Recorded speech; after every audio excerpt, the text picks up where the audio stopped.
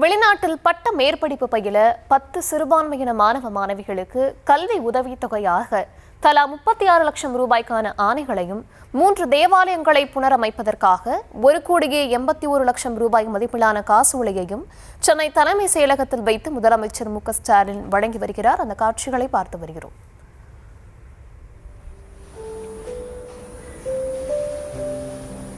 அசனுல் அஃப்சல் ஃபரீத். கார்த்திக், இது தொடர்பான விவரங்கள்.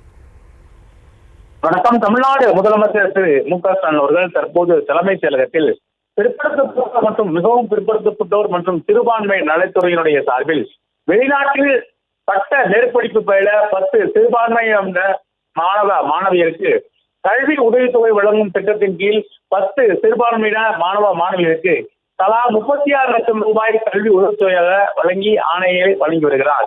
மேலும் 2 தொன்மையான தேவாலயங்கள் மற்றும் 2 பழமை வாய்ந்த தேவாலயங்களை புனரமைப்பதற்கு முதல் தவணையாக 1,81,94,000 ரூபாய்க்கான காசோலையும் தேவாலய துணையிடம் முதலமைச்சர்கள் வழங்கி வருகிறார். தமிழகம் முழுக்க தேவாலயங்கள், அதாவது ஏற்கனவே இருக்கக்கூடிய பழைய தேவாலயங்களை முழுமையாக சீரமைத்து புதிய தேவாலயங்கள் வருவதற்கு தமிழ்நாடு அரசுடைய சிறுபான்மை சார்பில் நிதி ஒதுக்கப்பட்டு வருகிறது.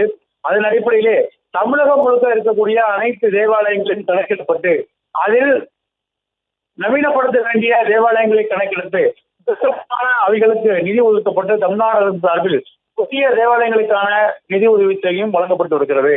அதன் அடிப்படையில் தான் தற்போது 2 புதிய தேவாலயங்களும் மேலும் 3 தொன்மையான தேவாலயங்களுக்கும் தமிழ்நாடு அரசு சார்பில் அதை முதலமைச்சர் அவர்கள் காசோலையாக அந்தந்த தேவாலய பிரதிநிதிகளிடம் முதலமைச்சர் அவர்கள் வழங்கி வருகிறார்.